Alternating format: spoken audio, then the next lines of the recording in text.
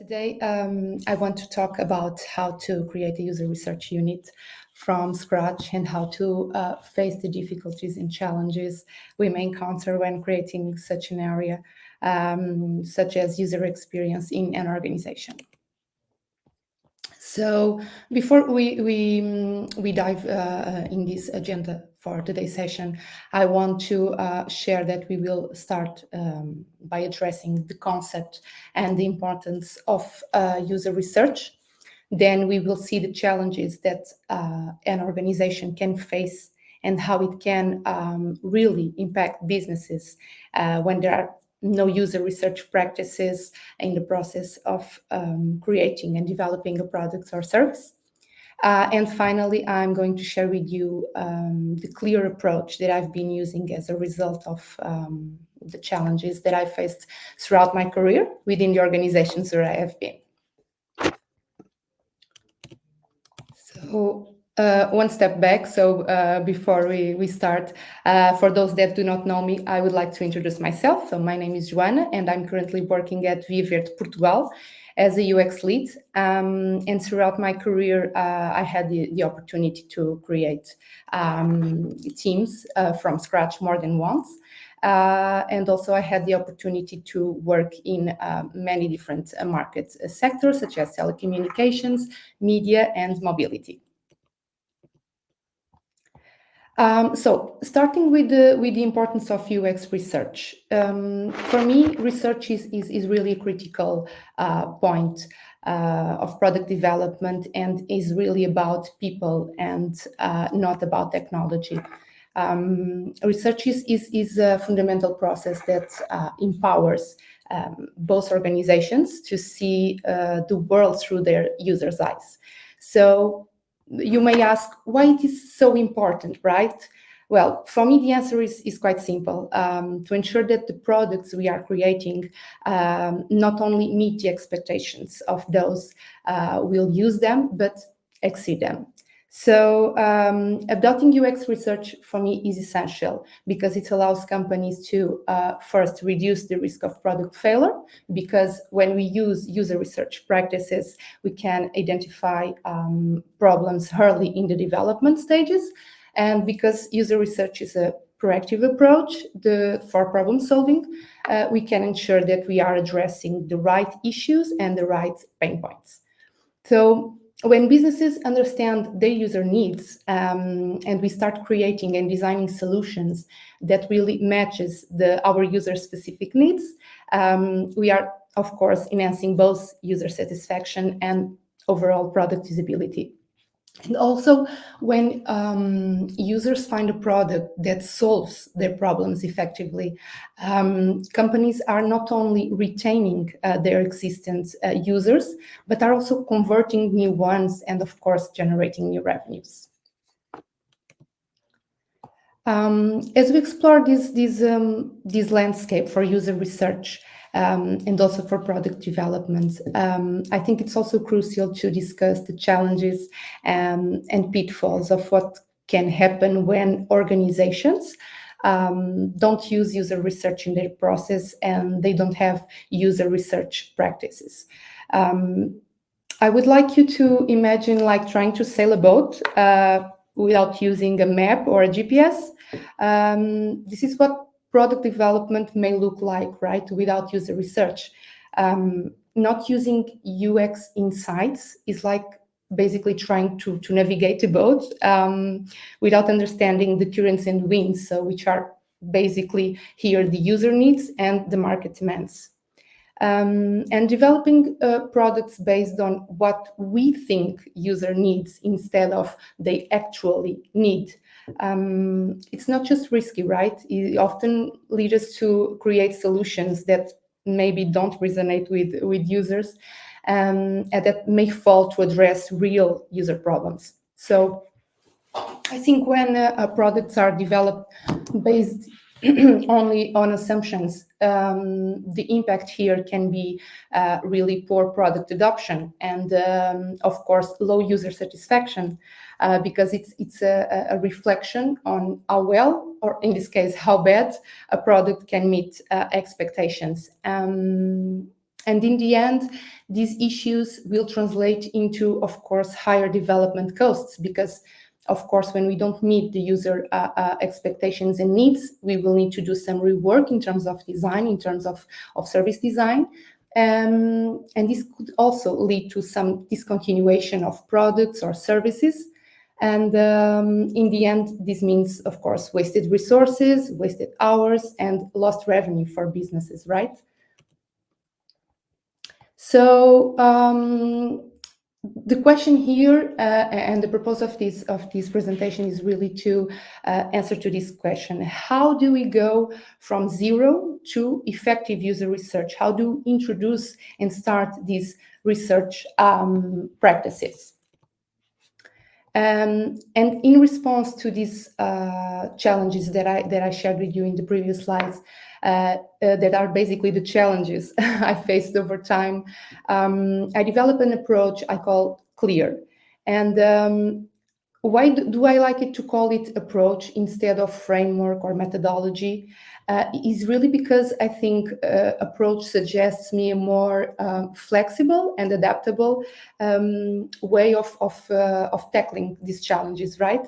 So my intention when sharing this approach with you is to try, when you apply this approach, you can adapt based on your company environment, based on the teams you find on your company. And this approach basically focus for me in the essential elements of creating a research unit and a research team and addressing these challenges that we may encounter along the way. So the first step of this approach is C. So and C stands for constructing the team. And for me, it's a crucial phase of building this foundation for UX team success, right? I like to think about it as if we want to create a superhero squad where each member has a unique superpower that can contribute somehow to the overall team mission. So the first step for me is to clearly define roles and responsibilities. I mean, some can ask maybe this is something simple, but it is not. This seems something simple, but a lot of times I see this happens a lot. And it's important that each member knows their role. And by role, I mean their strengths, their weaknesses, their challenges. So each team member can know exactly how they fit into this larger, this broader picture of the team, right? And in my perspective, each role is not just defined by a job description, but by the unique contribution that one person can make to the UX goals, UX team goals. And also we know that what powers, right, we need in the team, in our team, whether it is copywriting, UX copywriting, I don't know, creative thinking or other, whatever. We should think about a strategy to bring these superheroes and these superpowers together.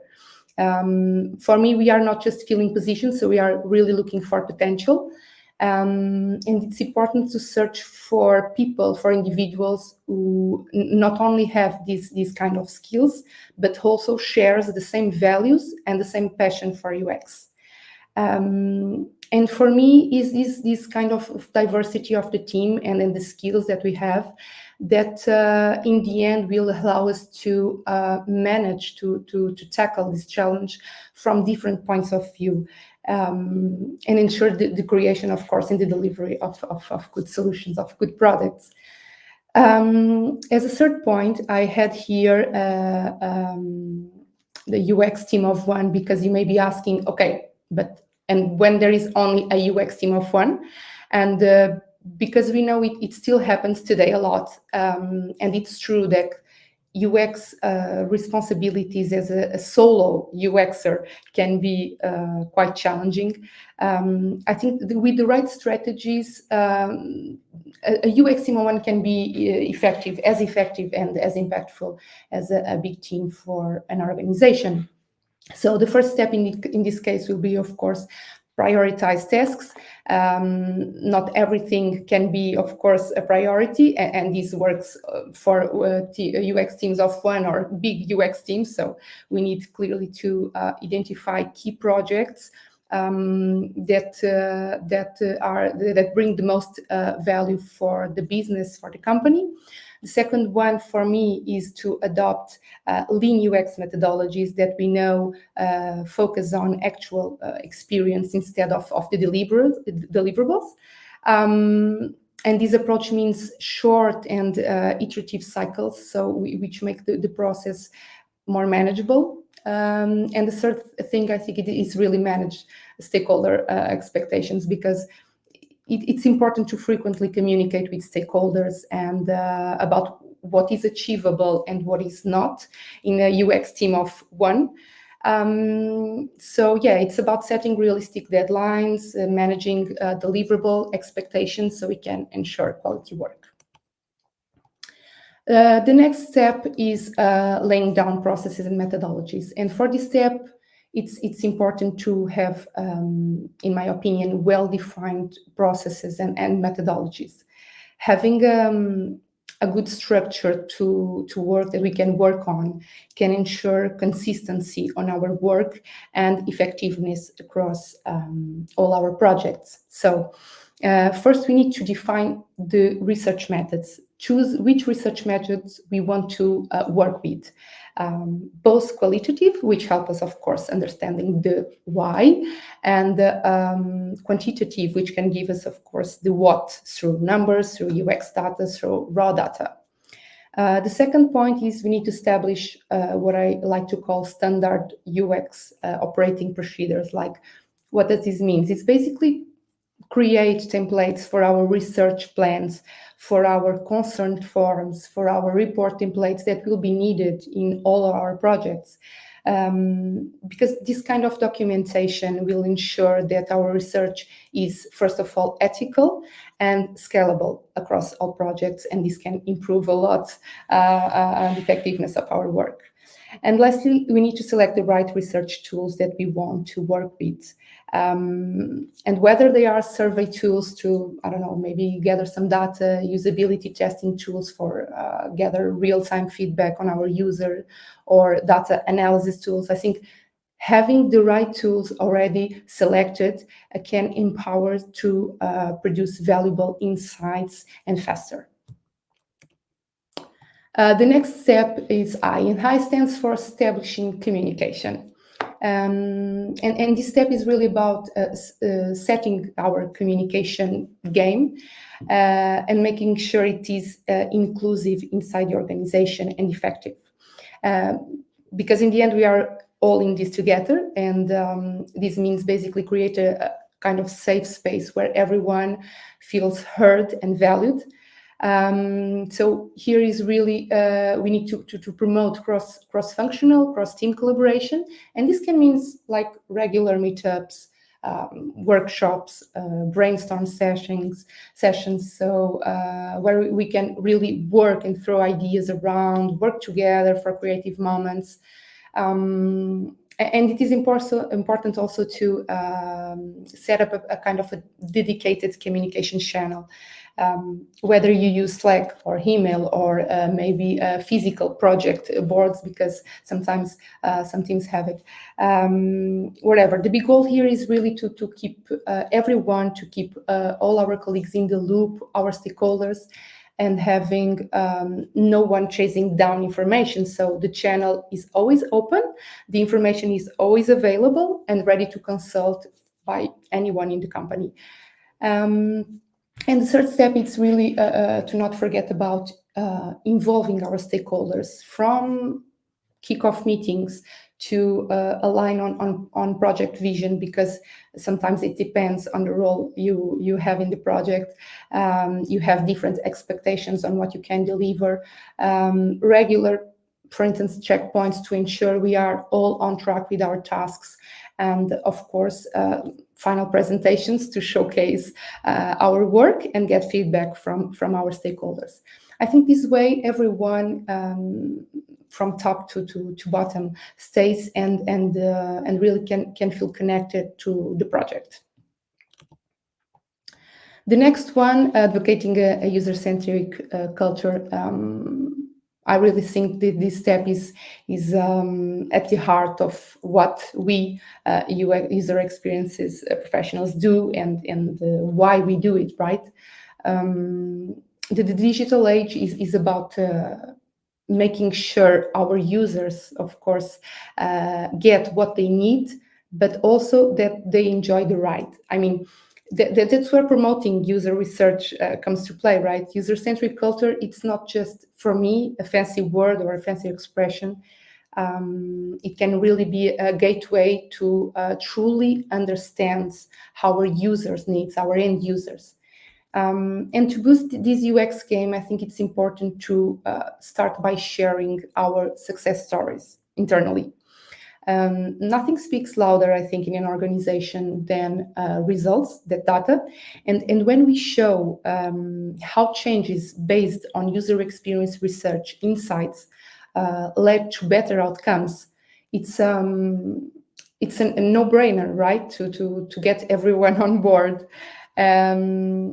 Also, for instance, hosting UX events, UX talks, and maybe why not having some guest UX professionals, colleagues invited to share their knowledge, to share their wisdom. I think it can be important because it's important for other stakeholders to see and to hear what others are doing, what others are facing, what are the challenges, how are they tackling their challenges, and also to hear about their own success and failures. I think it's important. But in the end, why shall we do all of this? Because when we prioritize user experience in the company, we end building relationships, right? We are turning stakeholders into UX advocates and passive stakeholders into active participants in our UX process.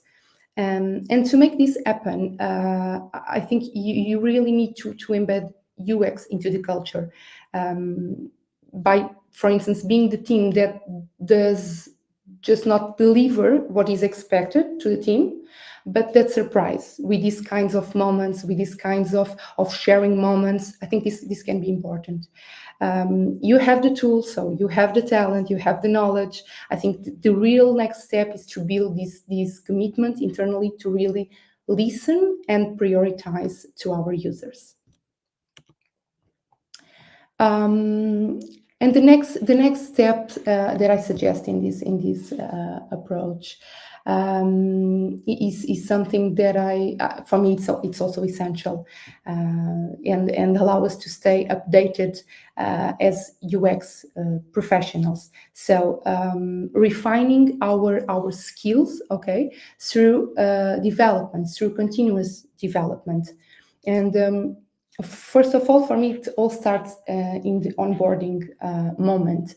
I think we all remember our first days in a company, and in my point of view, and what I like to apply to every team that join us, it's really to make sure every new team member gets the overview on first the tools we use, the processes, when there are processes, of course, the culture that makes and that you can read in the company. So it's about having everything set up so they can succeed from day one in the company, and to make sure that they feel part of this family.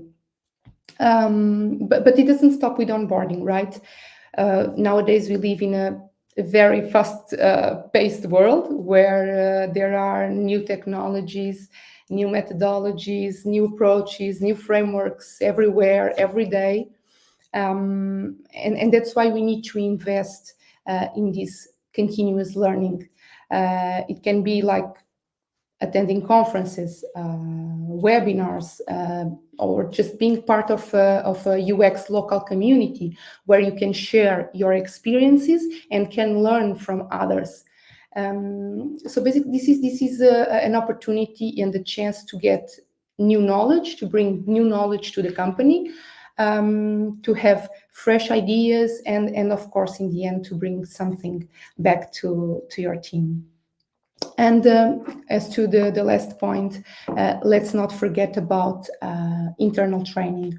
I mean, regular internal workshops, I think, work very well and are a chance to learn together and to share what we know, and to also know where we have messed up. So share best practices, have some lessons learned moments. Those little things can make a big difference in the end, right? It allows us to evolve as UX professional individuals, and also allow us to grow together as a company. So as we finish this session today, I would really like to take this moment to wrap up on the outcomes of the sorry, of this clear approach, I like to call it, that basically solves the initial challenges we talk about in the beginning of these presentations. So the first outcome is effective product development. So I think that by adopting a user-centric approach and integrating a continuous feedback, so by having a user feedback loop, we can really change the way we work and our product development cycle when we work together in a more effective way. So we will all have the same goal, that is to launch products that, of course, are well received by our users and loved by our end users. The second outcome that I would like to share is informed decision making.